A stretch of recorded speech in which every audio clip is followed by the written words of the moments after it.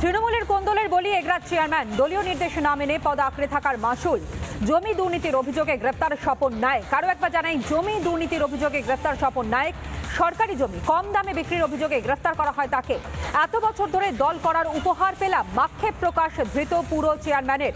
স্বপনের বিরুদ্ধে অনাস্থা আনেন 6 কাউন্সিলর। অনাস্থা ভোটে জয় পান স্বপন নায়েক এবং অনাস্থা ভোটে জয়ের পর মামলা করা হলো বিস্ফোরক দাবি ধৃত পুর প্রধানের। তৃণমূল ফাঁসাচ্ছে তৃণমূলের নেতাকর্মীদের।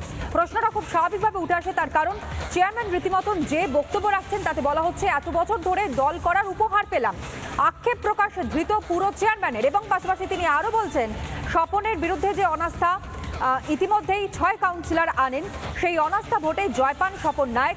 অনাস্থা ভোটে জয়ের পর মামলা করা হলো এমনটাই বিস্ফোরক দাবি ধৃত পুর প্রধানের। শুনুন।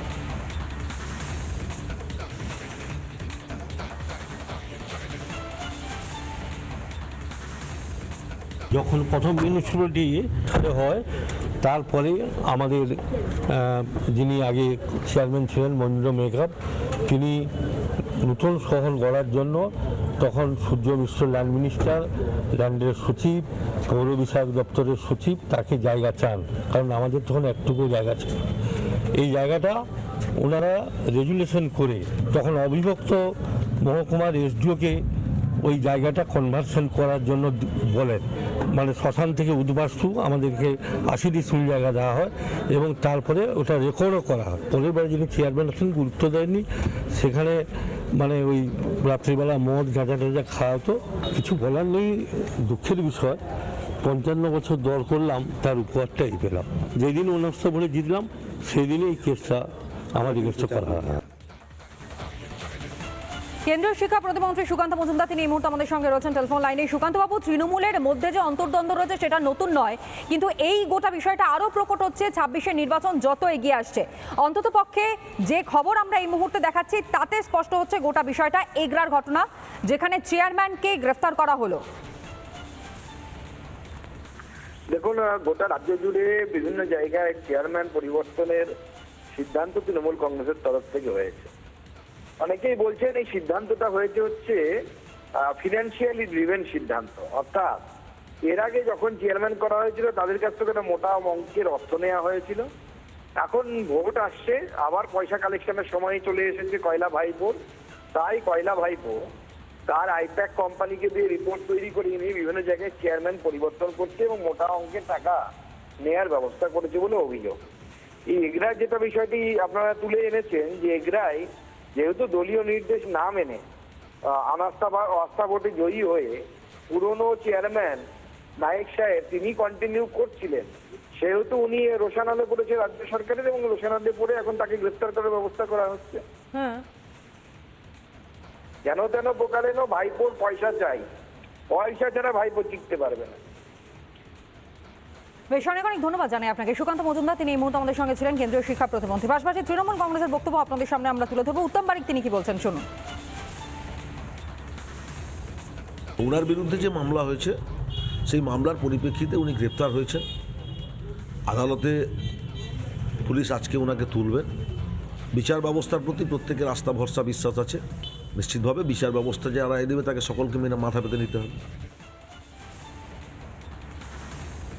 জেলা সভাধিপতি তৃণমূল কংগ্রেসের উত্তম বারিক যা বললেন তা আপনাদের সামনে আমরা রাখলাম, কিন্তু পুলিশের পক্ষ থেকে কি জানানো হচ্ছে সেটাও আপনাদের সামনে রাখবো। কিন্তু পাশাপাশি এই খবরও দিই যে রীতিমতন তৃণমূল কংগ্রেসই তৃণমূলকে মারতে শুরু করে দিয়েছে।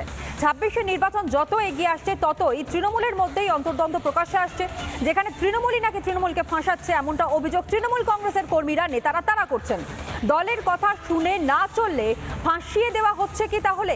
আর এই রকম ভঙ্গুর অবস্থাতে, একেবারে তাসের ঘরের মতন অবস্থা যেখানে তৃণমূল কংগ্রেসের রয়েছে 26-এর নির্বাচনের আগেই, আর এই স্বপ্ন তৃণমূল কংগ্রেস দেখতে শুরু করে দিয়েছে যে এই দল নিয়েই তারা 26-এর বৈতরণী পার করবে।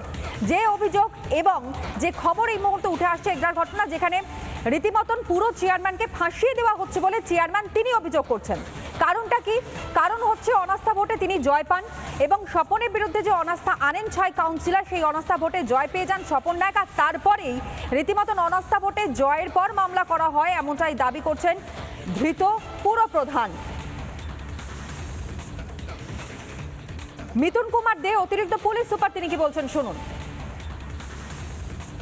গত 20 ডিসেম্বর বিএলআরও এগরা 1-এর লিখিত অভিযোগ, মানে একটা ইলিগাল লিজিং আউট বা ট্রান্সফার, যেটা naturally which was reportedly executed without competent approval and through an unregistered deed. Naturally, it resulted in loss of government revenue. তো সেই কেসের ইনভেস্টিগেশনের পার্ট হিসেবে এগরা পৌরসভার যে chairman Swapan Nayak has been arrested. আমরা কাল তাকে কোর্টের কাছে পেশ করে পুলিশ কাস্টাডি চাইব। পুলিশের বক্তব্য আপনাদের সামনে আমরা তুলে ধরলাম, কিন্তু প্রশ্ন হচ্ছে তৃণমূলের কোন দলের বলি হতে হচ্ছে এগরার চেয়ারম্যানকে? কারণ এগরার চেয়ারম্যান তিনি এই অভিযোগটা সামনে রাখছেন, যেখানে দলীয় নির্দেশে না মেনেই পদ আঁকড়ে থাকার মাসুল গুনতে হচ্ছে তাকে। জমি দুর্নীতির অভিযোগে গ্রেফতার হতে হচ্ছে স্বপন নায়ককে। সরকারি জমি কম দামে বিক্রির অভিযোগেই তাকে গ্রেফতার করা হয়।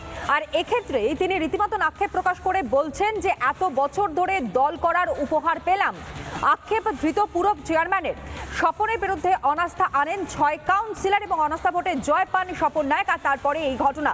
বিজেপি নেতা অর্জুন সিং তিনি এই মুহূর্তে আমাদের সঙ্গে রয়েছেন। অর্জুন বাবু, দলের কথা না শুনলেই তাহলে ফাঁসিয়ে দেওয়া, এটাকে তৃণমূল কংগ্রেসের একটা রীতি হয়ে দাঁড়িয়েছে? না, তৃণমূল কংগ্রেস, আমরা বারবার বলি তৃণমূল কংগ্রেস পুলিশ আর গুন্ডা দিয়ে চলে। তৃণমূল কংগ্রেসের নেতা যতদিন তৃণমূল কংগ্রেসের পিসি ভাইপো কাছে টাকা পৌঁছাবে ততক্ষণ সে ভালো লোক, গুড বয়। আর যেই টাকাটা পৌঁছানো বন্ধ হবে তার বিবেক জাগবে, তারা পৌঁছবে না, তারা চুরি করবে না। যখনই ও দেখবে যে চুরি করছে না, আমাদের কাছে পৌঁছচ্ছে না, কালীঘাটে টাকা যাচ্ছে না, ক্যামেকিস্ট্রিতে টাকা যাচ্ছে না, তখন তাকে সরিয়ে দেয়। তারপরে তাকে পুলিশকে, যখন ও প্রতিবাদ করলে পুলিশকে দিয়ে ধরিয়ে দেবে। এখন পুরো সরকারটাকে, পুরো পার্টিটাকে পুলিশই চালাচ্ছে। নিজের দলের মধ্যে এত দুর্নীতি, আর এই দুর্নীতি নিয়ে বা এই গোষ্ঠী কোন্দল নিয়ে তৃণমূল কংগ্রেস কি করে ভাবতে পারছে যে 26-এর নির্বাচন তারা জিততে পারবে? তৃণমূল কংগ্রেসের দুর্নীতি ওরা বুঝে গেছে, ওদের মাথায় আছে যে দুর্নীতি করলে মানুষ ভোট দিয়ে দেয়। এই আশায় আছে, কিন্তু মানুষের শেষ জায়গায় পৌঁছে গেছে। মানুষও ভেবে নিয়েছে এই দুর্নীতিবাজদেরকে আর রাখা যাবে। তাই এদের সমস্ত যে ভাবনা চিন্তা, যে ভাবছে কি আর দুর্নীতি নিয়ে কোনো ইফেক্ট হবে না। কিছু মিডিয়া হাউসও দেখেছেন আপনারা, ওই দুর্নীতি ইস্যুটাকে খুব বড় গুরুত্ব দেয় না। কিন্তু মানুষ এবার ঠিক করে নিয়েছে, পরিবর্তন করবে। বেশ, ধন্যবাদ জানাই আপনাকে। অর্জুন সিং তিনি ছিলেন আমাদের সঙ্গে টেলিফোন লাইনে। অন্যদিকে বিজেপির পক্ষ থেকে কি জানানো হচ্ছে আপনাদের সামনে রাখবো। জেলা বিজেপি নেতৃত্ব কি বলছে শুনুন। ওনার বিরুদ্ধে জমি কেলেঙ্কারি মামলা হয়েছে। তবে খুব আশ্চর্যজনক বিষয় যে যেই বিষয়ে ওনার বিরুদ্ধে অভিযোগ আনা হয়েছে ওটা 2023 সালে। 2023 থেকে 2026 হলো, 2025 সালে ডিসেম্বরের 20 তারিখ ওনার বিরুদ্ধে এফআইআর হচ্ছে। তার মানে এর থেকেই পরিষ্কার যে তৃণমূলের যে ভাগ বাটোয়ারা রাজনীতি, সেই ভাগ বাটোয়ারা কম করতেই ওনার বিরুদ্ধে এফআইআর হয়েছে। যেদিন আস্থা ভোটে ওনার বিরুদ্ধে অনাস্থা এনেছিল ওনাদের 6 জন কাউন্সিলর, সেই আস্থা ভোটে ওদের 6 জন কাউন্সিলর আস্থা টিকাতে পারেননি, সেই দিনই ওনারা এই এফআইআরটা করেন। চেয়ার নিয়ে কারাগারি এবং তৃণমূলের উপর নেতৃত্বের কাছে ভাগ বাটোয়ারা ঠিকঠাক না পৌঁছাতে পারলে ওনারা তাদেরকে সরাচ্ছেন। এটা গোটা পশ্চিমবঙ্গ জুড়ে চলছে। যিনারা পৌঁছে দিতে পারবেন ওনাদেরকে চেয়ার দেবেন। নানা ধরনের কন্টেন্ট দেখার জন্য লাইক করুন, শেয়ার করুন আমাদের ফেসবুক পেজ, সাবস্ক্রাইব করুন আমাদের ইউটিউব চ্যানেল। পাশাপাশি অন্যান্য ব্রেকিং নিউজের জন্য অবশ্যই চোখ রাখুন রিপাবলিক বাংলায়।